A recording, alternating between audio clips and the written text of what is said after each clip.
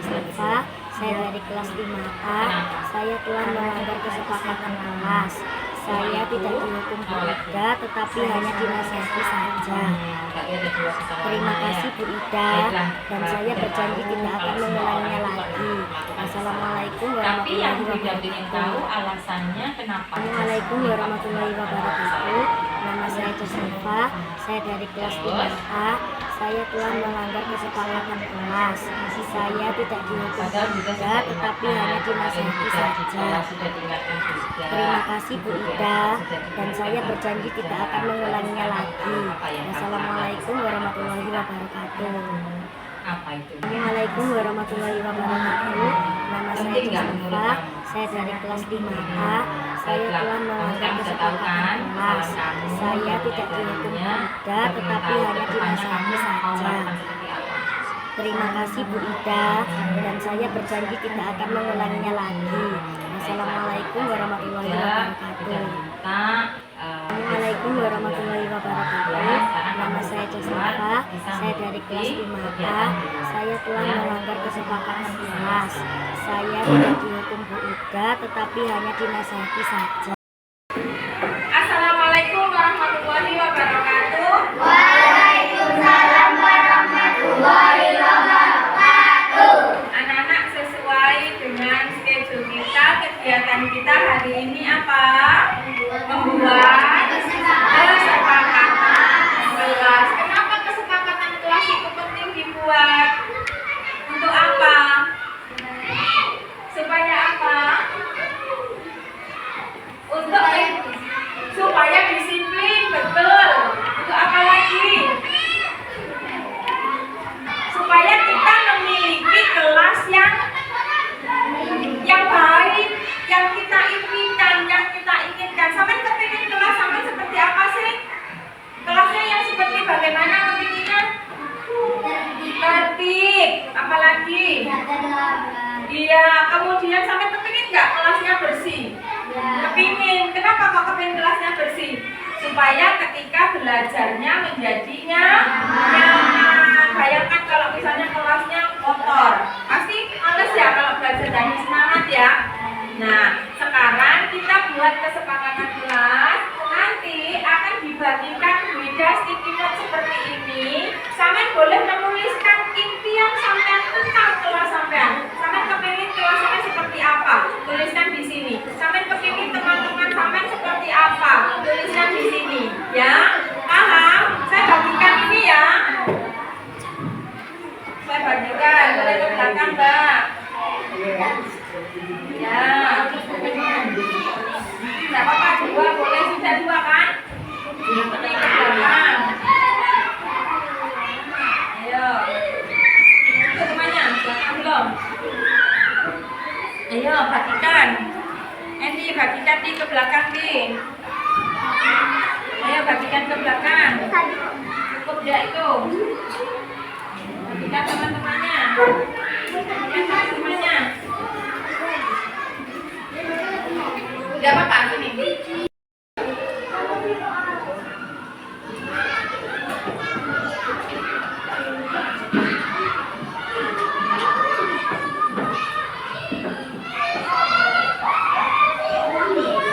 Ayo, yang sudah siap menempel boleh ditempel di papan tulisnya sini. Boleh ditempelkan di sini. Ya, boleh. Ayo, siapa lagi? Oke.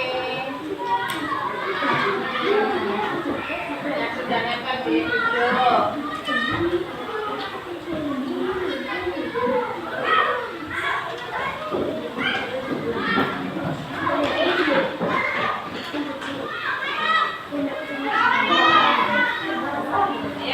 Saya tunggu.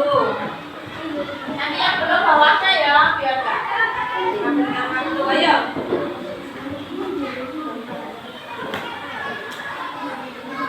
Di belum di.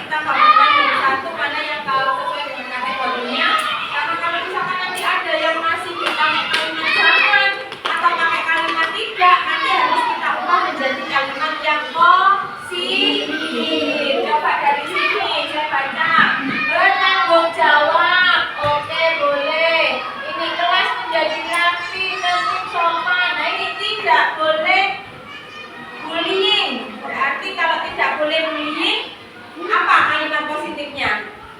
Menghargai orang lain. Oke, kita kumpulkan di sini biar jadi satu. Ini tidak boleh terlambat berarti apa? Disiplin. Masuk ke sini. Sehat. Masuk apa sehat? Berarti menjaga kebersihan. Oke. Ini sama tidak bullying. Masuk sini. Ini disiplin. Masuk di sini. Tidak boleh berkata kotor. Berarti sama ya, menghargai orang lain. Masuk di sini. Kemudian, oke, harus tertib. Berarti masuk di sini. Disiplin. Kelasnya bersih. Berarti masuk di sini. Tidak boleh terlambat. Masuk di sini. Bersih. Masuk di sini. Bersih. Masuk di sini. Tidak bullying. Ada di sini. Oke, bersih, tertib. Masuk di sini. Ini masuk di sini. Tidak bullying. Sopan santun. Sama ya. Sopan santun. Ini juga sama. Tidak boleh bermain di dalam kelas. Berarti disiplin, tanggung jawab. Tidak boleh terlambat. Tidak boleh membuang sampah sembarangan. Berarti menjaga kebersihan. Tidak membuli teman. Tertib, rapi, disiplin. Ini tidak boleh membuang sampah sembarangan. Berarti menjaga kebersihan. Terus kelas yang bersih, rapi. Oke, baik. Ini hasil kesepakatan kelas, keyakinan kelas yang sudah sama diyakini.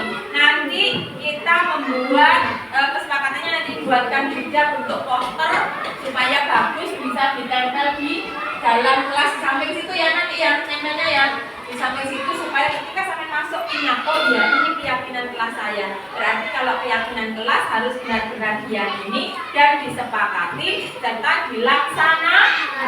Setelah ini kita membuat kesepakatan, jadi harus bertanda tangan bahwa itu adalah kesepakatan yang sudah sampai buat dan harus dilaksanakan. Oke.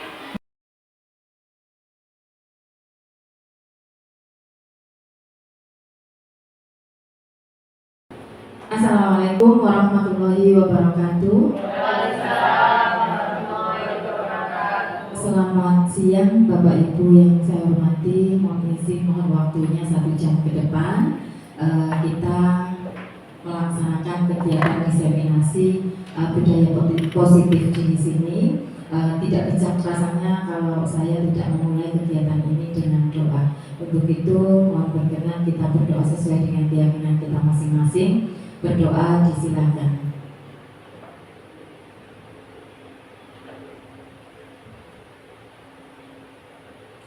Selesai.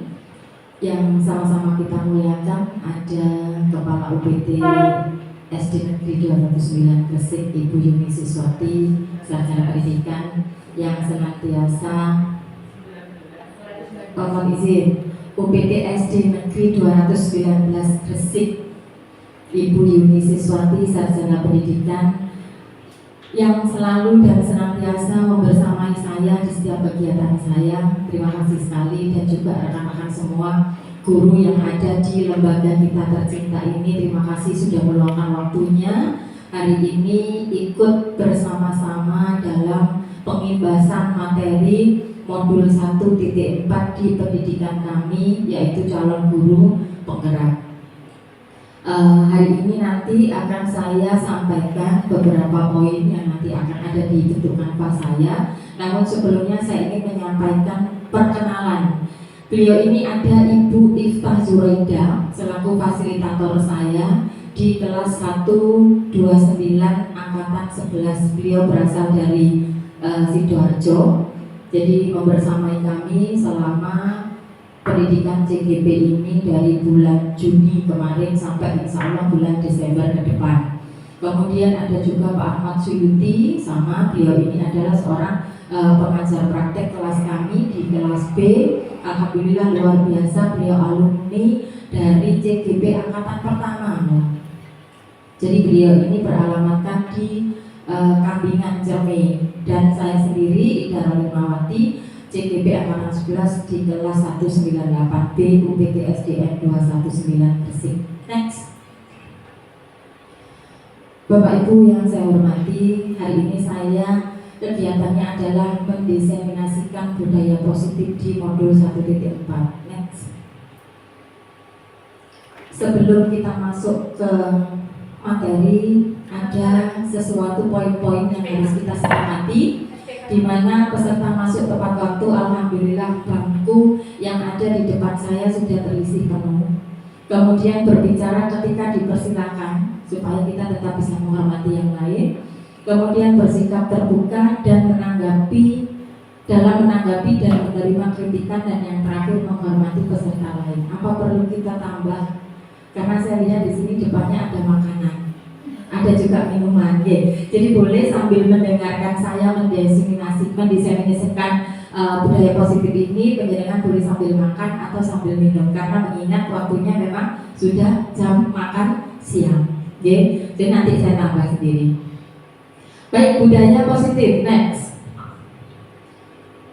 Bapak Ibu, budaya positif ini merupakan perwujudan dari nilai-nilai atau keyakinan universal yang ditetapkan sekolah. Untuk menciptakan budaya positif, kita juga butuh lingkungan yang positif supaya dapat mendorong murid untuk mampu berpikir, bertindak, dan mencipta sebagai proses memerdekakan dirinya sehingga murid mampu mandiri dan bertanggung jawab. Lingkungan yang positif seperti apa? Kita tahu kemarin kita sudah Bu, yang di depan itu anti bullying. Berarti sekolah kita sudah mendeklarasikan diri bahwa sekolah ini termasuk sekolah yang ramah anak. Itu juga termasuk salah satu menciptakan lingkungan yang positif. Mohon izin, ada kesalahan teknis jadi slide-nya belum bisa kita lihat. Bapak Ibu, salah satu menciptakan lingkungan positif itu tadi bullying, di mana kemarin anak-anak sudah bersama-sama termasuk kita juga mendeklarasikan dengan bentuk cap jari yang ada di papan sudah kita tempel di depan lahan parkir guru. Nah, konsep inti budaya positif ini terdiri atas apa saja? Yang pertama nanti juga akan saya jelaskan, yaitu tentang perubahan paradigma belajar, di mana pembelajaran itu bersifat dinamis bukan statis. Kemudian yang kedua tentang disiplin positif, dilanjutkan dengan kebutuhan dasar manusia dan motivasi perilaku manusia, posisi kontrol guru, keyakinan kelas, dan segitiga restitusi. Next. Kita awali dengan pembelajaran dengan paradigma baru. Pembelajaran dengan paradigma baru merupakan pembelajaran yang dirancang berdasarkan prinsip pembelajaran berdiferensiasi, sehingga para peserta didik belajar sesuai kebutuhannya dan berdasarkan tahapan perkembangan sesuai teori psikologi modern untuk mewujudkan profil pelajar Pancasila. Bapak Ibu, kita tahu masing-masing anak ini punya keunikan sendiri. Mereka punya potensi sendiri. Ibaratnya kalau saya pernah membaca itu, dalam diri seorang anak itu seperti teori gunung es, di mana yang muncul, yang nampak di otak kita, yang nampak di penglihatan kita itu sedikit kemampuannya. Padahal sebenarnya dia punya potensi yang bisa digali. Pernah lihat film Titanic ya?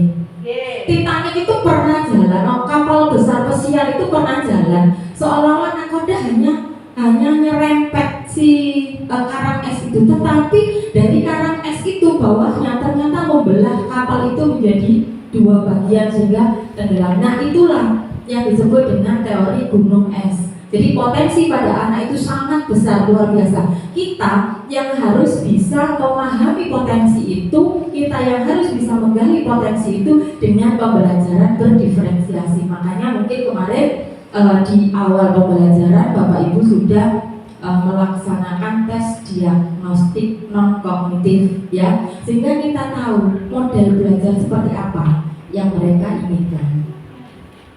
Mereka gaya belajarnya seperti apa, ya.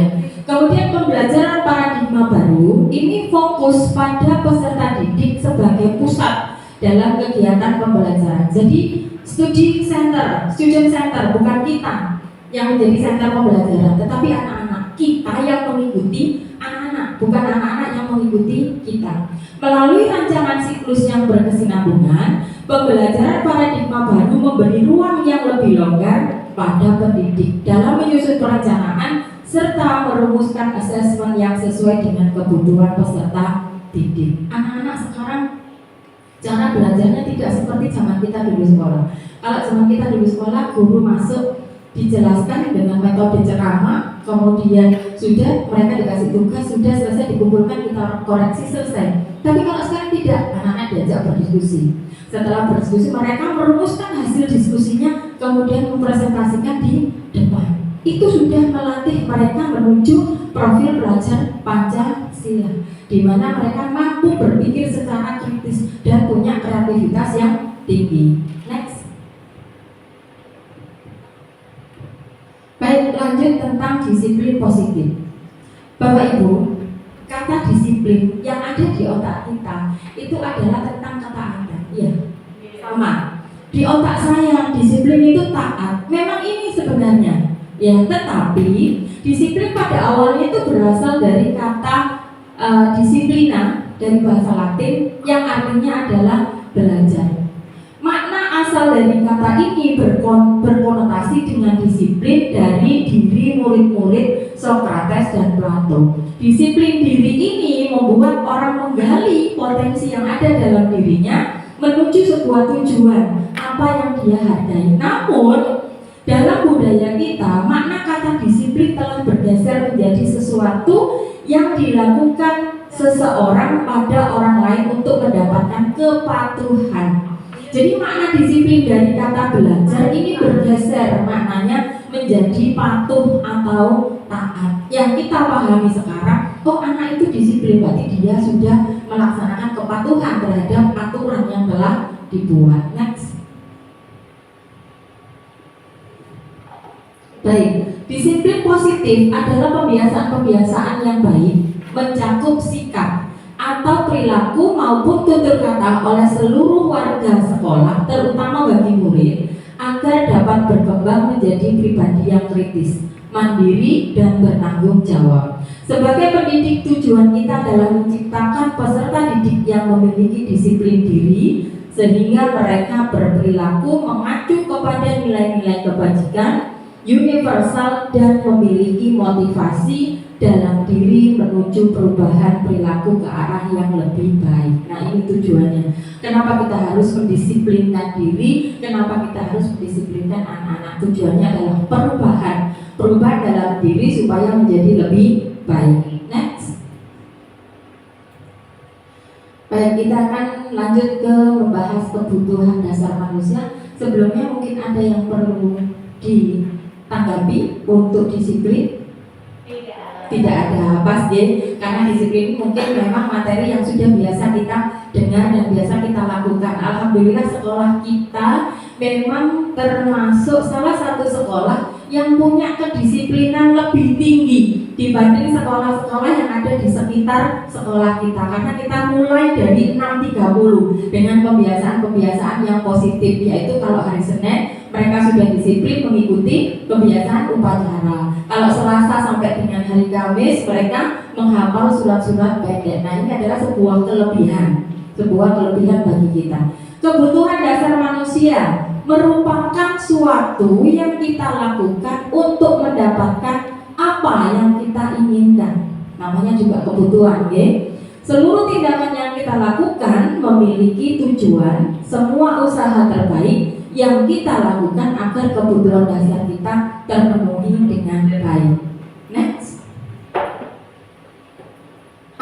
saja sih kebutuhan dasar kita sebagai seorang manusia itu? Yang pertama kesenangan. Pasti semuanya membutuhkan kesenangan. Seperti misalnya butuh tertawa. Kadang-kadang meskipun seusia kita juga butuh bermain loh. Iya Pak enggak?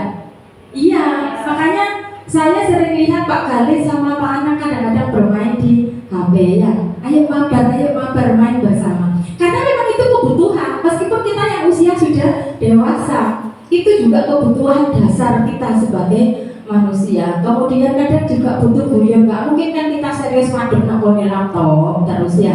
Nggak mungkin seperti itu. Kita butuh juga tertawa, butuh humor, butuh sikap antusias seperti itu. Kemudian kasih sayang dan rasa diterima. Ini pasti kita membutuhkan rasa diterima dan dipedulikan. Kemudian berbagi, kita juga butuh kerjasama. Kita juga ingin menjadi bagian dari sebuah kelompok. Misal saya tidak pernah jadi orang baru ya. Di sini yang orang baru Budian orang baru di sini. Sudah otomatis ketika Budian menjadi warga baru di kita sesama guru, pasti Budian kepingin kan bisa akrab sama Bu Widi, bisa akrab sama guru yang lain. Iya kan Budian? Betul. Karena memang ada kebutuhan rasa kasih dan rasa sayangnya. Butuh tempat di hati teman-teman. Kemudian penguasaan ini meliputi tentang harga diri. Semuanya pasti nggak mau ketika harga dirinya diinjak-injak oleh yang lain ya. Jadi kita butuh harga diri. Ini namanya kebutuhan dasar manusia di penguasaan. Kemudian keinginan untuk dianggap. Kemudian keinginan untuk memimpin, keinginan untuk berprestasi, kemudian keinginan untuk diakui dan didengar. Kita coba membayangkan ketika kita berbicara kalau sekarang saya berbicara di sini, saya merasa dihargai sekali karena semua yang ada di sini belum ngantuk, belum aja nih ngomong materi, ya. Tapi setidaknya teman-teman semuanya antusias dan mau bergabung bersama. Ini kebutuhan saya tentang penguasaan. Saya sudah merasa tercukupi. Kemudian kebebasan. Semua orang merasa ingin mandiri, ingin memiliki pilihan. Seperti kemarin kita polling warna baju apa yang kita pakai untuk baju olahraga besok. Semuanya ada polling. Warna merah, yang marun, warna yang biru. Semuanya punya pilihan untuk memilih. Ya. Kemudian mencoba hal baru dan mampu mengendalikan arah dirinya. Bertahan hidup ini sangat fundamental, bahwa kita semuanya pasti butuh makanan, butuh pakaian, butuh tempat tinggal, keamanan dan kesehatan. Meskipun kesehatan sering terlupakan. Kita ngomong butuh kesehatan, tapi kita lupa menjaga kesehatan itu, ya kan? Yang senang makan bukan makan sehat, tapi makan enak, sama kayak saya. Deh. Next. Baik Bapak Ibu, materi berikutnya adalah motivasi perilaku manusia. Dibagi menjadi 3. Ada hukuman, kemudian ada konsekuensi, dan ada restitusi. Di mana hukuman ini biasanya terjadi tidak terencana atau secara tiba-tiba. Kemudian murid juga tidak tahu apa yang akan terjadi. Jadi misalkan murid itu membuat kesalahan, mereka masih tidak tahu, aku ini kok dikapakno mbek guruku. Misalnya datang terlambat, dikapakno ya mbek guruku ini. Nah, dia tidak tahu apa yang akan terjadi. Kemudian bersifat satu arah, artinya arahnya hanya satu, ke murid saya, bukan murid saya ke saya. Kalau saya ke murid ke saya, itu namanya 2 arah. Tapi ini hanya bersifat satu arah, saya ke murid.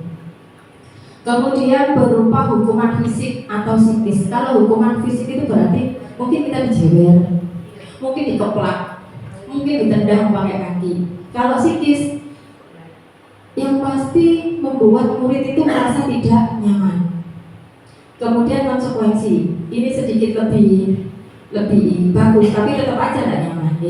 Konsekuensi, ini hukumannya terencana, di mana ada kesepakatan sesuai dengan peraturan. Misalnya, penjenengan kalau naik motor, nggak pakai helm, nggak punya SIM, jenengan lewat, ada operasi lalu lintas. Pasti di situ ada Pak polisi di tengah jalan, ayo minggir sih, minggir sih, minggir sih. Nah itu berarti ada konsekuensinya. Kenapa kita harus diarahkan sama Pak polisi itu tadi? Karena kita tidak pakai helm, kita nggak bawa SIM atau STNK, kita sedang dalam masa harusnya sudah bayar pajak dan lain-lain. Yaitu namanya sesuai dengan aturan. Kemudian murid tetap dibuat tidak nyaman pasti.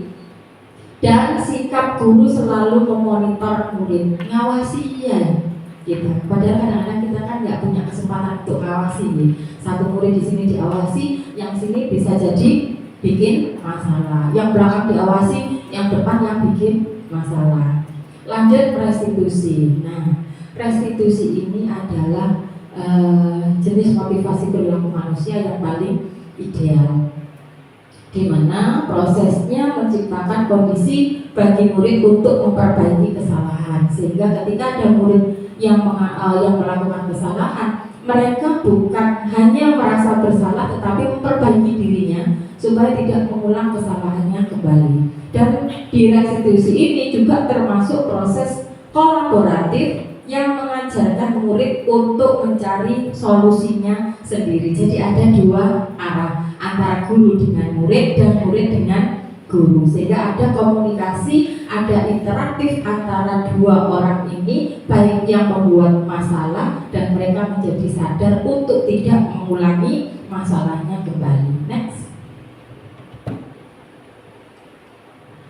Bapak Ibu, saya gambarkan di posisi kontrol, mohon izin ya, biar saya tidak terlalu di depan terus. Ada 5 posisi kontrol guru. Yang pertama penghukum. Di situ saya gambarkan orangnya sambil menunjuk ke salah satu anak. Kejenengan kalau mau pirsani, di situ anaknya menunduk lesu, gak enak banget kan? Ditunjuk-tunjuk kamu itu. Nah, kita kalau menjadi seorang murid terus dihukum sama bapak ibu guru, mungkin seperti itu nantinya. Tunduk, lesu, pokoknya gak enak banget.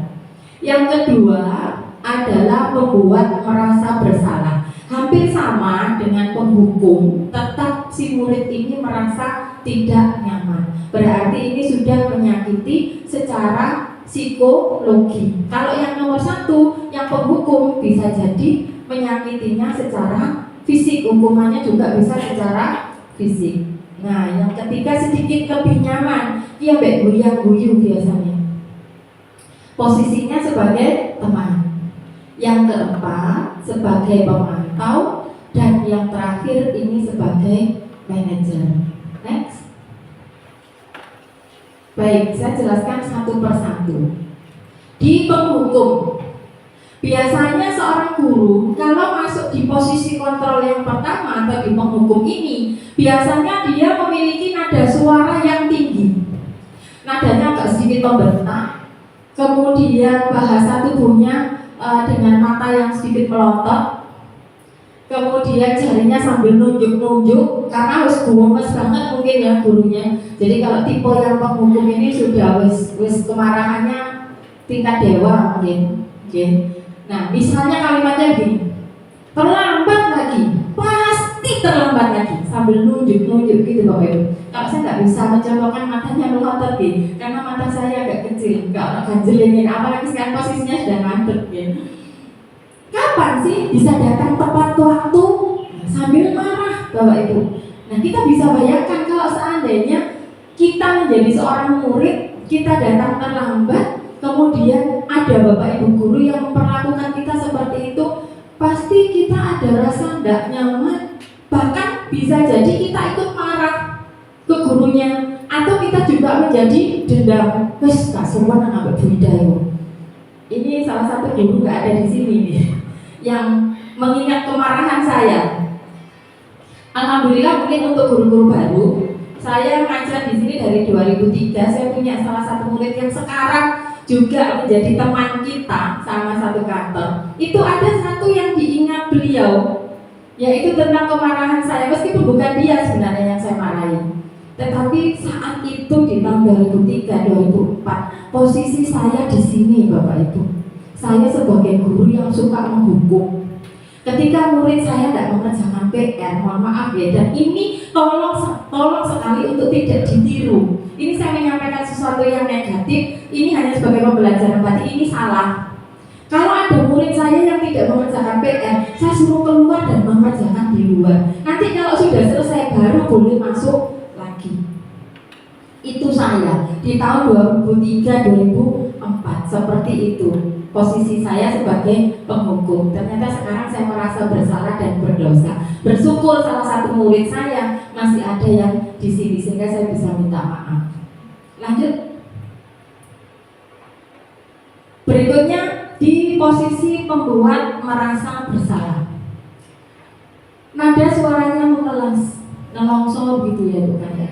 Kemudian halus, sedih, bahasa tubuhnya merapat sama anak jadi rodok mepet gitu. Kemudian dengan posisi yang lesu, jadi bulunya juga nunduk. Adik, kamu ini bagaimana ya? Kamu sudah janji dengan ibu kan tidak datang terlambat lagi? Ibu benar-benar kecewa. Nah, nadanya melemas lesu, jadi seperti gurunya wes gak punya harapan gitu Bapak Ibu ya. Nah kalau kita mendengar seperti itu misalnya kita sebagai murid apa? Nah pasti kita masih merasa gak nyaman, gak enak deh aku sampai Bu Ida itu mau aku wes telat, Bu Ida sampai jadi kecewa. Nah tetap gak nyaman. Next. Berikutnya teman. Nah ini biasanya guru-guru olahraga yang seperti ini suka berteman ya. Nada suaranya ramah, akrab, kemudian ngomongnya juga sambil bercanda, bahasa tubuhnya merapat pada anak dan tidak lupa dia sambil ngomongnya sambil tersenyum dan melucu. Misalnya, Adi, ayolah, gimana sih kamu ini? Kamu sudah janji kan sama ibu tidak datang terlambat? Ya sudah, sana duduk, masuk. Sambil guyu, sambil body jungkak titik, body jendut titik, seperti itu. Jadi mereka ada interaksi yang melucu. Nah anak-anak ini kalau kita perlakukan seperti itu, kekurangannya satu, kita tidak mendapatkan kewibawaan di depan anak-anak. Yang kedua, anak itu nanti menjadi mengandalkan kita. Gak apa-apa, aku gak terlambat, gak wajah jam pertama beda gak apa-apa. Akhirnya menjadi mereka gak punya disiplin. Kak Popong kok paling ya kayak dikokon lebu, kayak dijak guyon. Nah seperti itu. Oke, next. Berikutnya pemantau. Ini formal sekali ya. Jadi perubahan saya juga ini. Saya sebelum tahun sekarang ini di pemantau. Nada suaranya datar, bahasa tubuhnya formal. Meskipun ada interaksi tetapi datar aja gitu loh Bapak Ibu. Nggak ada feel-nya. Sehingga kedekatan dengan murid itu kurang. Adi, tahu gak kamu jam berapa kelas dimulai? Kamu sudah terlambat 15 menit loh. Tahu konsekuensinya? Nanti jam istirahat kamu harus tetap di kelas dan selesaikan tugas kamu. Ada konsekuensi Bapak Ibu. Meskipun bukan berupa hukuman, ya tetap kita sebagai murid jika diperlakukan seperti ini juga pasti merasa tidak nyaman. Next. Nah ini yang terakhir. Posisi kontrol seorang guru sebagai manajer. Biasanya nada suaranya tulus, kemudian bahasa tubuhnya tidak kaku, fleksibel banget, feel-nya dapat, mendekat sama murid. Adi, tahukah kamu jam berapa kelas dimulai? Kamu sudah terlambat 15 menit loh. Kira-kira bagaimana kamu memperbaiki masalah ini? Apakah besok ada masalah lagi untuk datang terlambat? Besok bisa hadir tepat waktu. Kita enak ngomongnya, lembut ke anak sehingga mereka juga merasa nyaman. Yang awalnya saya takut kalau datang telat ini, tapi dengan bahasa kita yang seperti ini, mereka tidak ketakutan, tetapi mereka sadar, iya saya telat, besok saya nggak boleh telat lagi. Next. Ini contoh lain penerapan 5 posisi kontrol guru ya. Di penghukum misalnya ketika ada murid yang tidak mengerjakan tugas yang diberikan oleh guru, kalau misalnya kita sebagai penghukum kita berdiri di depan kelas dengan sebelah tangan di pinggang, korek ini loh. Ada murid nggak mengerjakan PR? Sama ini nggak mengerjakan PR? Kali nggak mengerjakan PR? Seperti itu penghukum, ya, seperti itu. Oh iya, betul.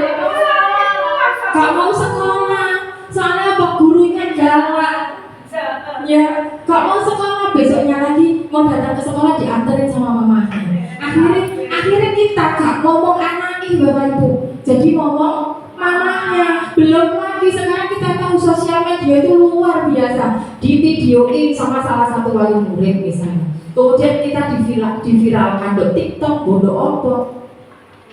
Akhirnya mencoreng bukan hanya nama baik kita, tetapi nama baik lembaga.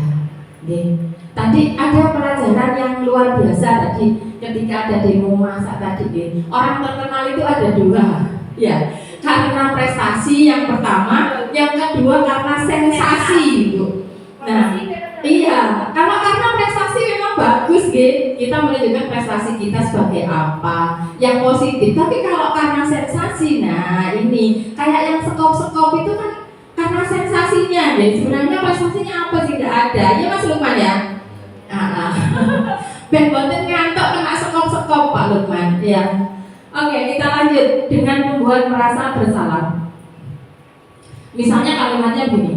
Kesekian kali ibu sudah ingatkan, kamu senang ibu terus-terusan gini.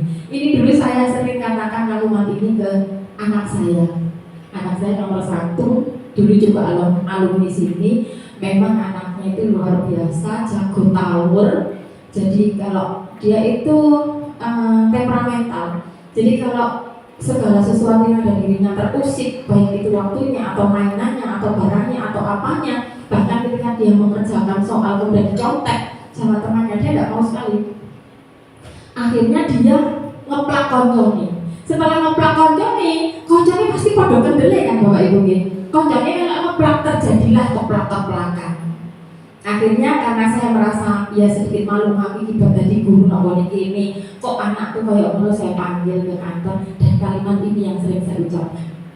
Kamu suka? Mama kalau seperti ini terus kamu suka?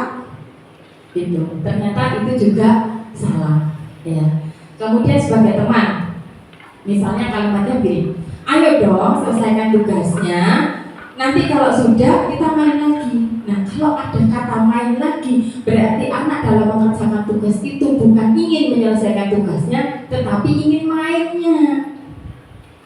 Sehingga tugas itu hanya syarat, bah bener, bah salah, asal-asalan mereka kalau mengerjakan. Lanjut dengan pemantau. Kamu sudah bersalah dan tahu kan konsekuensinya. Sekarang selesaikan dan kumpulkan. Datar sekali ya Bapak Ibu, tetap aja tidak nyaman. Yang paling nyaman yang posisi terakhir, yaitu sebagai manajer. Apa kamu tahu kesalahan kamu? Keyakinan keras apa yang kamu lakukan? Apa yang akan kamu lakukan untuk menyelesaikannya? Sehingga anak ini kita ajak berkomunikasi, kita ajak untuk tahu apa kesalahannya. Kemudian dia bisa membuat keputusan bagaimana dia menyelesaikan masalah itu, bukan menutupi masalahnya, tetapi menyelesaikan, mencari solusinya. Next. Coba sebelum saya lanjutkan ke materi berikutnya, mungkin ini ada tes pemahaman. Kita sudah betul-betul paham nggak dengan 5 posisi kontrol kita sebagai seorang guru? Kalau misalkan ada kalimat gini, saya kecewa sekali sama kamu, kira-kira posisi kontrolnya apa Bapak Ibu? Ya, pembuat rasa bersalah, karena ada kata kunci kecewa. Next Pak Khalid. Teneng, iya, pembuat merasa bersalah. Next. Berikutnya, kalau ada kalimat kamu tidak pernah benar, sering, sekarang keliling lapangan 3 kali. Iya, masih menghukum, kata kuncinya ada hukuman keliling. Kali-kali dihukum karena. Oh iya, Mas kali dihukum karena nggak mengerjakan PR-nya. Suka telat juga ini Bu, Pak Kali Bu. Banyak kan kabar kayak. Iya. Tapi kan termasuk kebutuhan dasar manusia Bu, jadi diizinkan asal bisa memanajemen waktunya. Jadi kapan harus istirahat, kapan harus mengerjakan tugas. Next. Kalau kita suka mengatakan, kira-kira bagaimana kamu akan perbaiki masalah ini? Enak ya Bu ya? Enak ya Pak ya kalimatnya ya? tentrem gitu. Nah, berarti ini kita di manajer. Nah, kita di manajer. Lanjut. Ayolah lakukan demi ibu. Kalau ini kalimatnya, kira-kira kita di posisi kontrol yang mana? Teman. Oh iya, bestie. Kita bestinya, kita temannya. Next. Yang terakhir, posisi kontrol apakah saya? Apa kamu mengerti konsekuensi karena kesalahan kamu? Ada kata kunci konsekuensi loh di sini. Kata Bu Windy manajer, kata Pak Galih pemantau. Pemantau kata Bu Arsi, kata Bu Eka juga pemantau. Karena sudah diklik jawabannya sama Pak Galih. Jadi pemantau. Jadi kata kuncinya ada di konsekuensi. Kalau seorang guru sudah mengatakan konsekuensi, berarti dia di posisi pemantau dan itu kurang ideal. Oke, next. Baik, sebelum saya lanjutkan ke keyakinan kelas, mungkin ada yang perlu kita diskusikan di 5 posisi kontrol ini. Iya, Bu Yuni silakan. Dari kelima posisi kontrol itu yang paling ideal banget selaku kita sebagai wali kelas di kelas dan masing-masing tentunya kan berbeda karakter ya antara kelas 5A dan kelas 5B. Mungkin yang Bu Ida rasa itu di kelas 5A yang paling cocok itu yang mana? Baik, terima kasih Bu Yuni. Kalau boleh saya mengulang pertanyaannya, dari 5 posisi kontrol guru itu mana yang lebih ideal atau mana yang lebih bisa kita terapkan di kelas kita masing-masing? Saya rasa bukan hanya untuk kelas 5 atau untuk kelas tinggi saja, tetapi di semua kelas, baik itu SD, SMP, SMK. Yang paling ideal yang harus kita lakukan adalah di posisi kontrol manager. Kenapa demikian? Karena di posisi kontrol manager ini kita sebagai seorang guru ini bisa menyadarkan, bisa membuat anak atau orang yang merasa bersalah, orang yang bersalah itu tadi sadar dengan kesalahannya. Menurut saya Bapak Ibu, motivasi intrinsik itu sangat penting. Jika seseorang membuat kesalahan kemudian langsung dihukum, yang ada dia bisa dendam. Yang saya tahu, iki sama dirancang di ada yang kena kasus sampai ketangkap polisi, dia masuk ke jeruji, ya, dia masuk ke dalam tahanan ditahan selama 3 bulan. Setelah dilepas dari 3 bulan, ketika dia sudah keluar, tidak lagi menjadi seorang tahanan, dia bukan selesai untuk tidak melakukan hal yang kemarin telah dilakukan, tetapi semakin menjadi-jadi. Artinya apa? Di kasus ini, ketika diposisikan sebagai penghukum, maka bukan menyelesaikan permasalahan yang ada, malah menambah. Karena apa? Ada menimbulkan rasa membenci, ada menimbulkan rasa mendendam. Berbeda dengan di posisi manajer. Ketika kita di posisi manajer, itu di segitiga restitusi itu ada 3 tahapan. Kita memvalidasi dulu kesalahan anak, kita menstabilkan identitasnya dulu. Jadi ketika anak sedang ketakutan, sedang merasa bersalah, sedang merasa apa, gundah gulana dan lain-lain, kita duduk bersama, kalimat kita halus, kita tekankan benar-benar feel kita dari hati, sehingga memotivasi dari dalam diri mereka untuk saya mengakui kesalahan saya dan saya tidak ingin mengulangi kesalahan itu. Jadi yang paling ideal, saya ulangi lagi, posisi manajer. Makanya di posisi manajer ini kita yang kadang-kadang ketika menemukan permasalahan pada anak, kadang-kadang ya mohon maaf seperti saya juga, emosi kita pasti naik. Wes gontok-gontok kudu marah. Nah, kita duduk saja dulu, minum air putih, menenangkan. Karena ketika kita sedang emosi, saya yakin kita tidak akan menemukan sebuah solusi untuk menyelesaikan permasalahan itu. Yang sudah bersuami, yang sudah beristri pasti bisa merasakan hal itu. Sing guru gak ngerti, makanya wis gak usah manduk-manduk. Yang sudah berkeluarga pasti seperti itu. Ketika kita sedang marahan dengan suami, kita sedang marah dengan pasangan kita, kalau kita posisi emosi, kita nggak akan ketemu jalan keluar. Tetapi kalau kita sudah cooling down, kita sudah enakan, kita ngobrol bersama-sama, pasti ketemu jalan keluarnya. Sama dengan ketika kita menangani murid kita yang sedang bermasalah. Begitu Bu Yuni jawaban saya, mudah-mudahan bisa membantu. Kembali kasih. Baik, saya lanjutkan ke keyakinan kelas. Keyakinan kelas merupakan kesepakatan kelas yang diyakini bersama guru dan murid. Harapannya dapat meningkatkan kedisiplinan murid. Keyakinan kelas ini berupa pernyataan yang universal, dibuat dalam bentuk positif, sifatnya abstrak dan tidak terlalu banyak sehingga mudah diingat dan dipahami. Next. Nah, ini adalah langkah pembuatannya. Yang pertama, Bapak Ibu, mungkin kalau ada yang belum, besok atau setelah lomba Agustusan kita bisa mulai sama-sama. Alhamdulillah kalau kelas saya sudah, meskipun dengan komposisi yang sangat sederhana. Saya tahu kelas 6 Bu Eka juga sudah melakukan, mudah-mudahan kelas 6 Bu Asih juga sudah melakukan. Nah, langkah pembuatannya adalah demikian. Mohon diingat ya, bukan peraturan kelas, tetapi dan juga bukan tata tertib kelas, tetapi keyakinan kelas.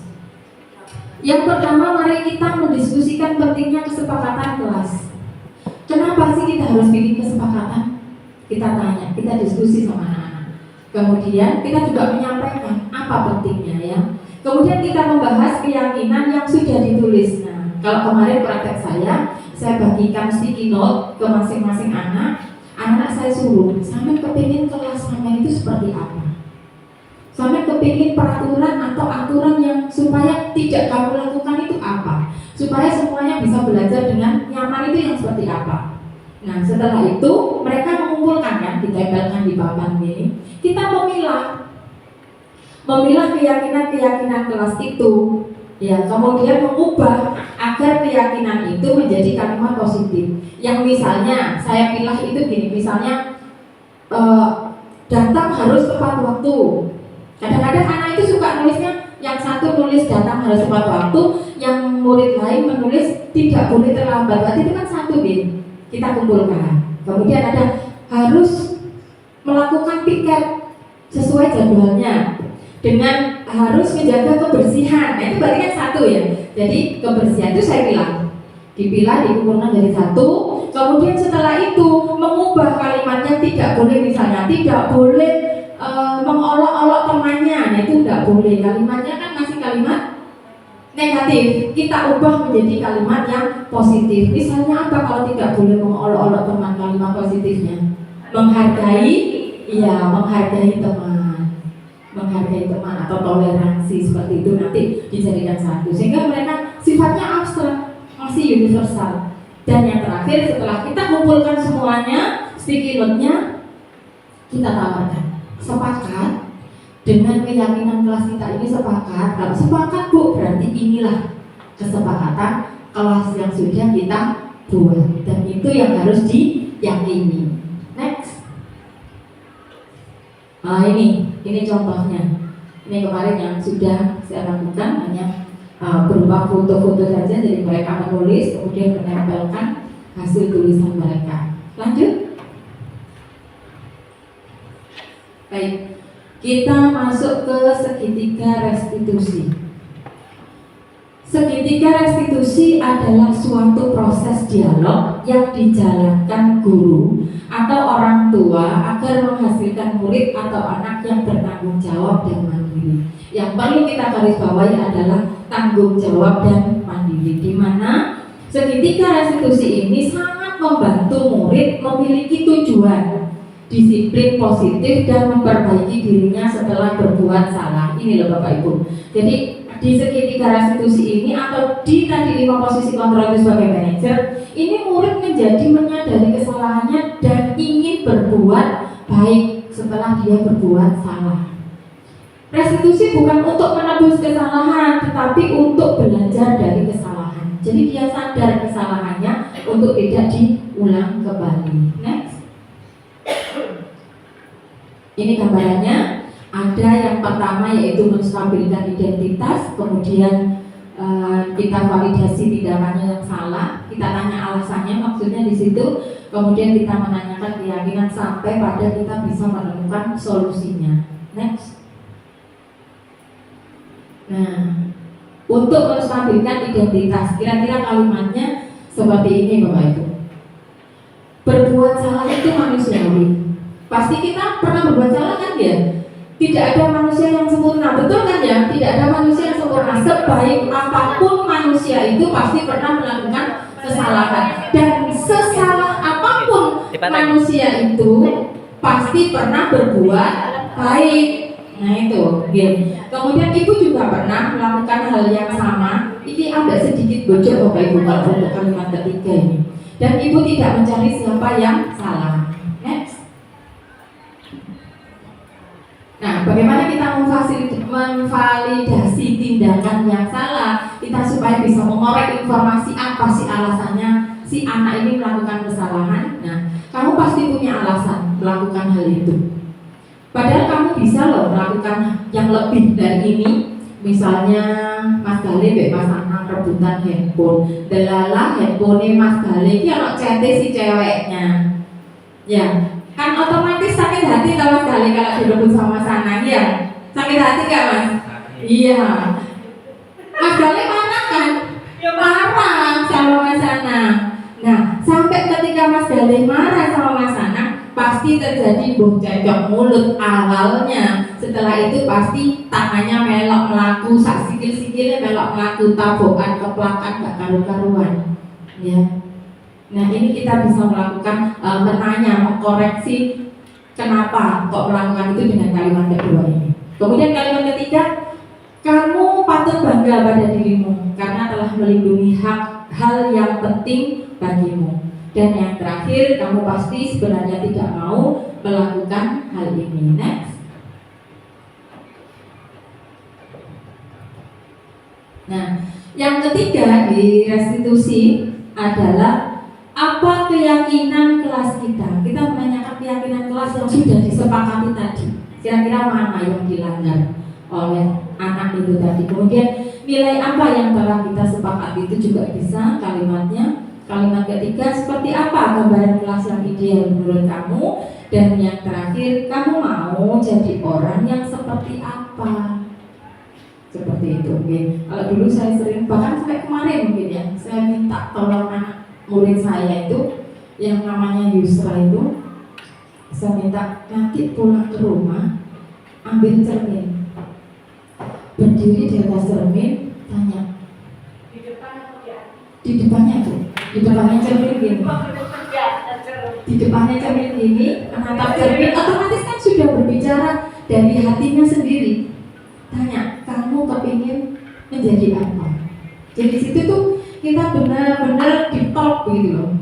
Berbicara dengan diri kita sendiri, menawarkan kepada diri kita sendiri itu memasukkan energi yang positif untuk dirinya sendiri. Next. Nah, ini salah satu contoh penerapan kelas yang sudah saya lakukan.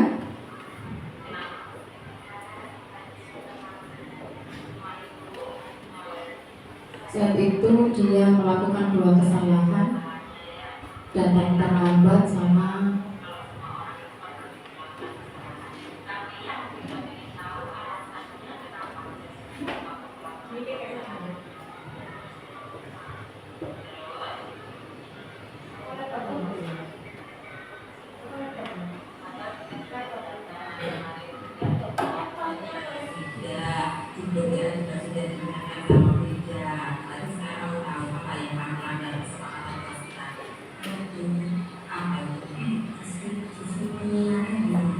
penting nggak menurut kamu?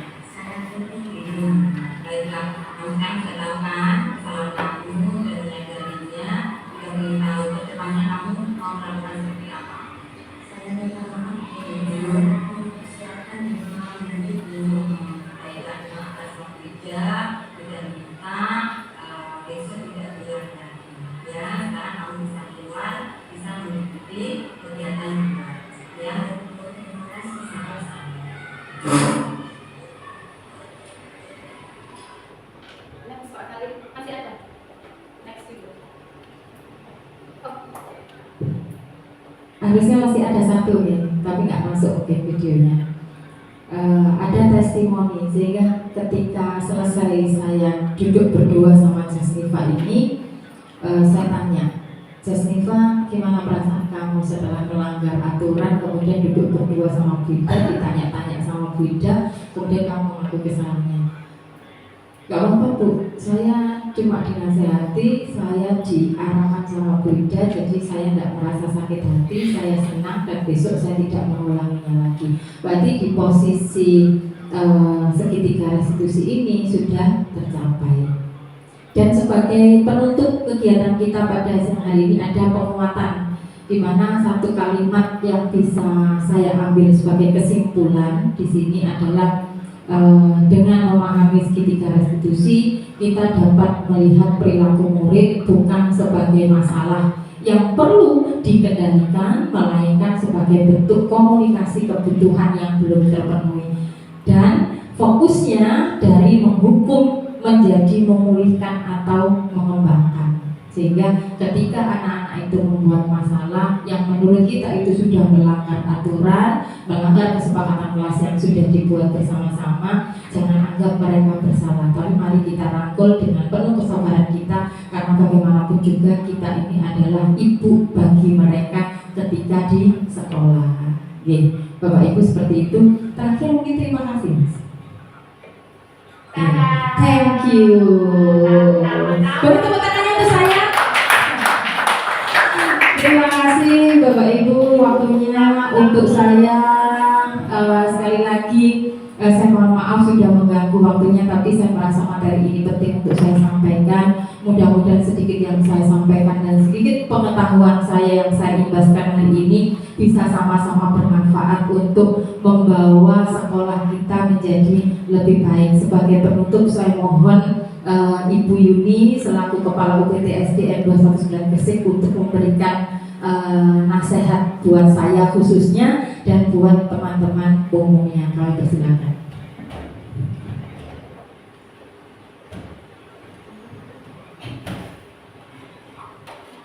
Assalamualaikum warahmatullahi wabarakatuh. Terima kasih Bu Ida atas kepercayaannya masih memberikan saya kesempatan untuk berbicara di depan teman-teman. Alhamdulillah, terima kasih juga teman-teman semuanya, guru-guru UPT SDN 219 Gresik. Pada siang hari ini meskipun lelah menderak, tapi jenengan semua masih tetap semangat mengikuti diseminasi calon guru penggerak angkatan 11. Semoga apa yang jenengan terima dan disampaikan Bu Ida tadi bisa menjadikan bekal kita ke depannya untuk penerapan implementasi kurikulum merdeka secara tuntas mulai dari kelas 1 sampai dengan kelas 6, sehingga jenengan bisa menjadi benar-benar menjadi seorang guru yang sangat dirindukan oleh anak-anak, karena setiap hari ada kejutan. Oh, Bu Dita hari ini membawa wortel, besok Pak Anang membawa mangga. Nah, dengan begitu apa yang akan diperbuat Bu Dita dan Pak Anang itu? Kejutannya selalu dinantikan. Dengan begitu anak-anak merasa rindu dengan jenengan semua. Tepuk tangan untuk kita semua. Dan juga semoga dengan adanya calon guru penggerak Bu Eka angkatan 10, Bu Ida dan Bu Wase ada di angkatan 11, semoga juga menginspirasi teman-teman yang sudah P3K terutama dan yang belum, tapi yang sudah memenuhi syarat. Karena ternyata ada syaratnya Bapak Ibu, harus sudah di PKB itu sudah 5 tahun mengajar.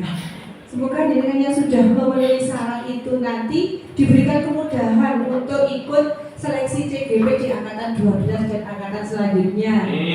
Nanti bonusnya luar biasa loh. Insya Allah kalau yang PNS bisa langsung jadi kepala sekolah.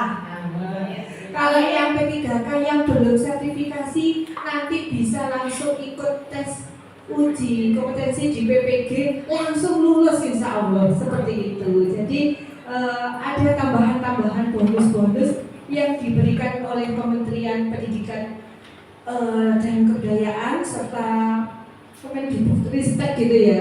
Jadi mensupport guru-guru agar selalu berinovasi tiada henti, kayak Suzuki.